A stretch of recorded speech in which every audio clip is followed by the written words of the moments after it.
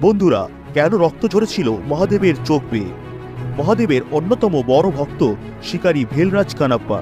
সে শিবের ভক্তিতে এতটাই লীন ছিল যে অন্য কিছু না থাকায় শিকার করা পশুর মাংস দিয়ে ও মুখে করে আনা জল দিয়ে শিবলিঙ্গের পূজা করত।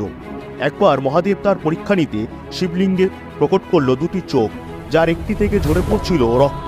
এটি দেখে কানাপ্পা ঘাবড়ে গিয়ে জড়িবুটি এনে শিবলিঙ্গে দেয়, কিন্তু তাতেও রক্তধারা বন্ধ না হলে কানাপ্পা হতাশ হয়ে তীর দিয়ে তার নিজের একটি চোখ উপরে শিবলিঙ্গে লাগিয়ে দিল।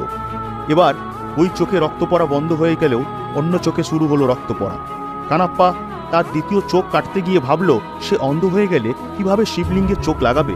তাই সে তার পায়ের বুড়ো আঙুল শিবলিঙ্গের চোখে রেখে নিজের দ্বিতীয় চোখ উপরে শিবলিঙ্গে লাগালো। তাতে মহাদেব প্রসন্ন হয়ে কানাপ্পাকে দর্শন দিয়ে তার চোখের জ্যোতি ফিরিয়ে দিলেন। আপনিও যদি মহাদেবের ভক্ত হন তবে ভিডিওটি লাইক করে কমেন্টে লিখুন হর হর মহাদেব।